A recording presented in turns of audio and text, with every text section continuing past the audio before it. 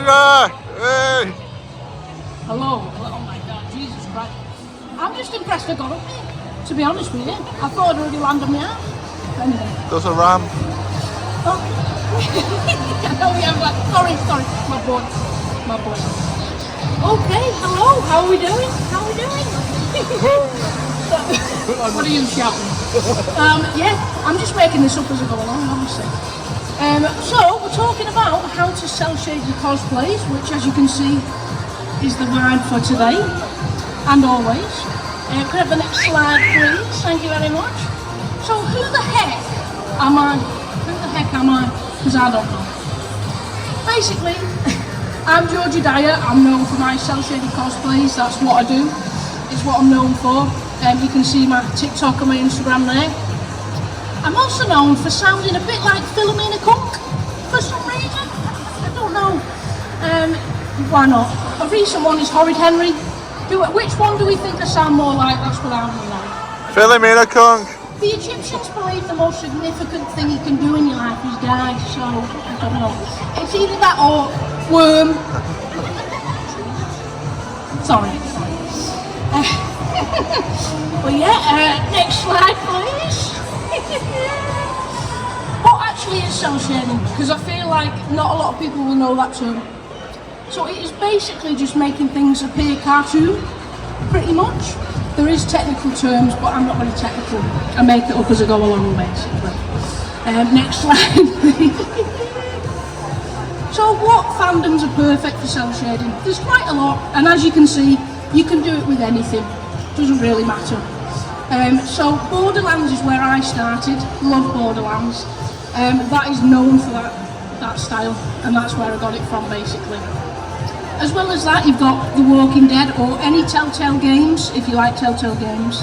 As you can see, you've got The Wolf Among Us there, you've even got Tales from Borderlands, which ties in perfectly. So any of those franchises are perfect. You've got JoJo's Bizarre Adventure. I've never seen it, which I'm a fake fan. A lot of people think that's what I'm inspired by. Surprisingly not, but I do need to watch it. But you've obviously got all the lines. I can see you at the back looking amazing. Stunning.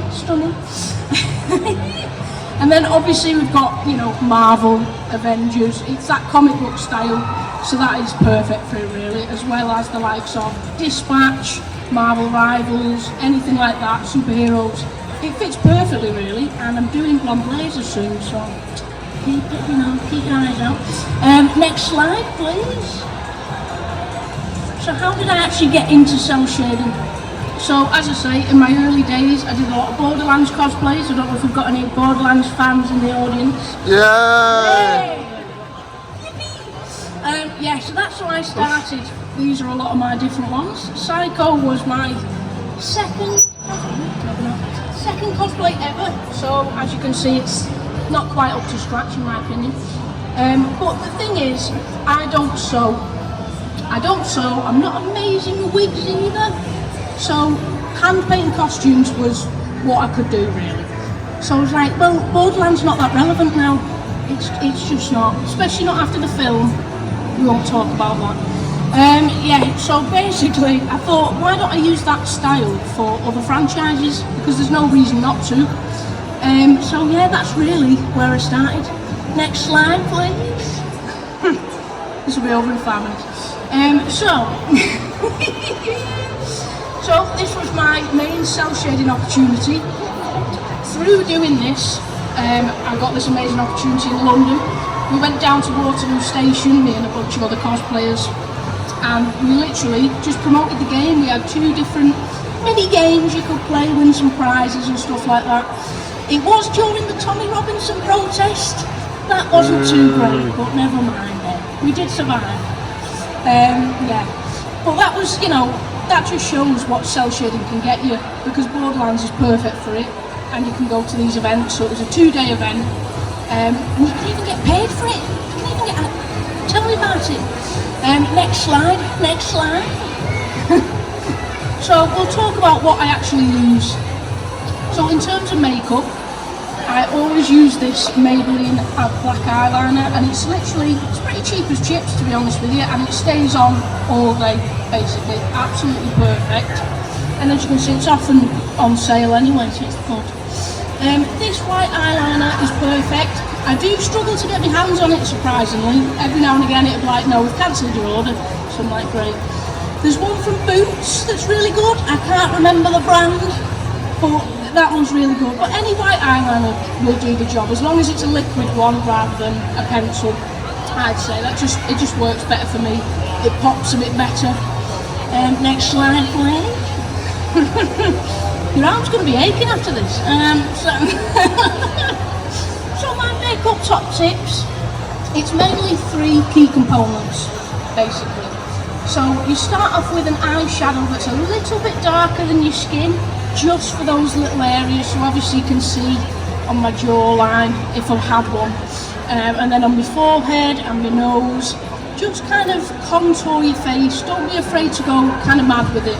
But please do not cover your face in that colour. That is not okay. Please do not do that, for the love of God. Yeah, please. The next stage is the main one for me. It's the black eyeliner. So it's basically just drawing out your face, really. So you've got obviously your jawline there, you've got your nose if you mark it out. Basically just the features you've got, just go around them. But don't, you know, do the full shape. If you did your full nose, it wouldn't work, I don't think. So play about with that, because you don't have to be perfect at the end of the day. And to help with that, that's where the white eyeliner comes in. That's basically just pairing it with the black lines. So as you can kind of see, you've got the black lines and then you follow it with the white. You don't have to go mad with this. You can just kind of play about, because I think the black lines look good as they are, to be honest with you. Normally I'd have a little bit of white eyeliner on the lip, but apparently didn't bother this time. So I'd say just try that. But I think the main thing is playing about, see what works for you. Because I mean, I've been doing this for God knows how many years, so just practice really. Next slide, please. It's the same with masculine makeup as well. Don't be afraid to kind of go a little bit heavier with that, especially for these two. Obviously, Bigby Wolf and Kenny, they are older men, and older men need some wrinkles going on. So exactly, thank you. Wrinkles. Yeah.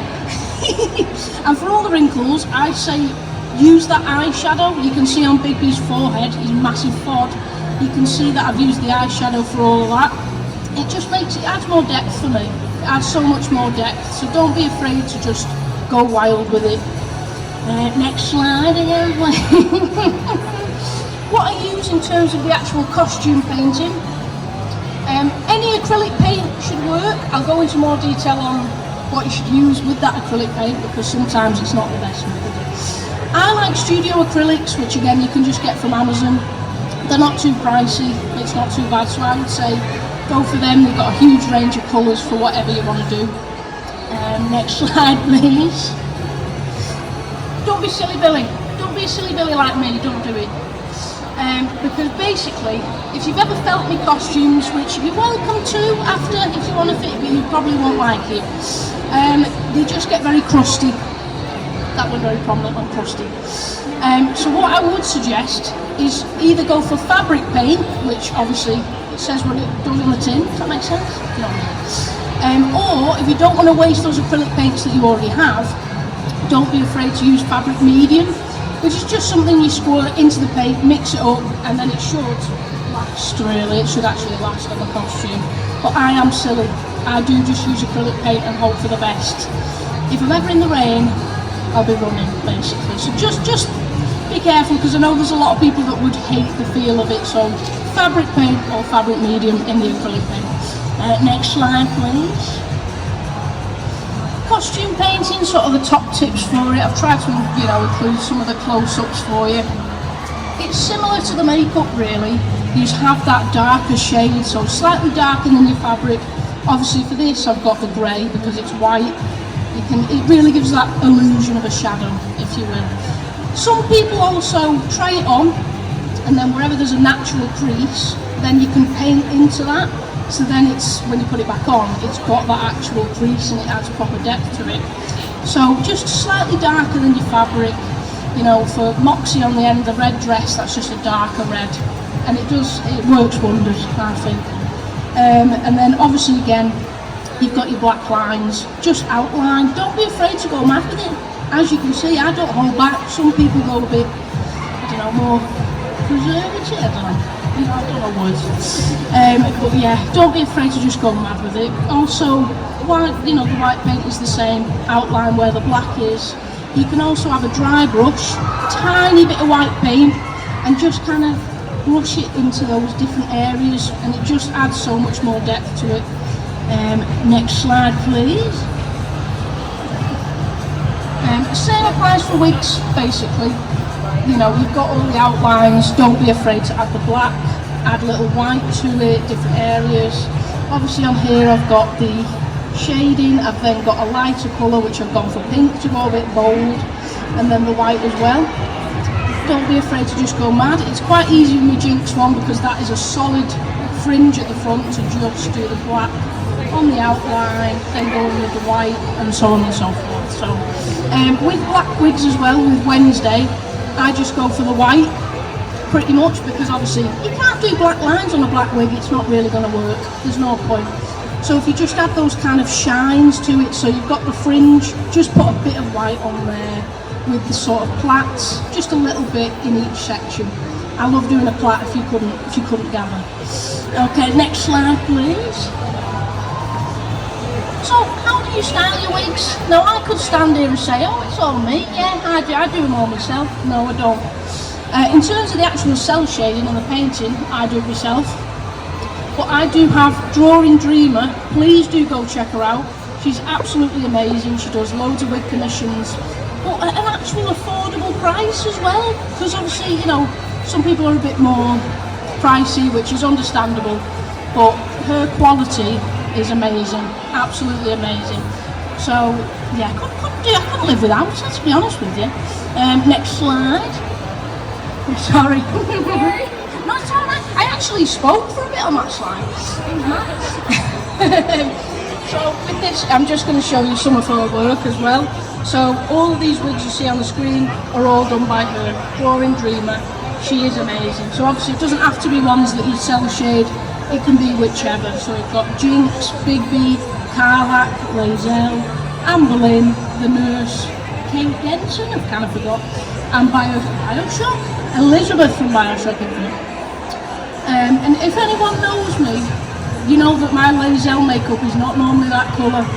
I was called Mint Choc Chip Lazelle, but I've adjusted it for this, so I'm being honest with you. Next slide please.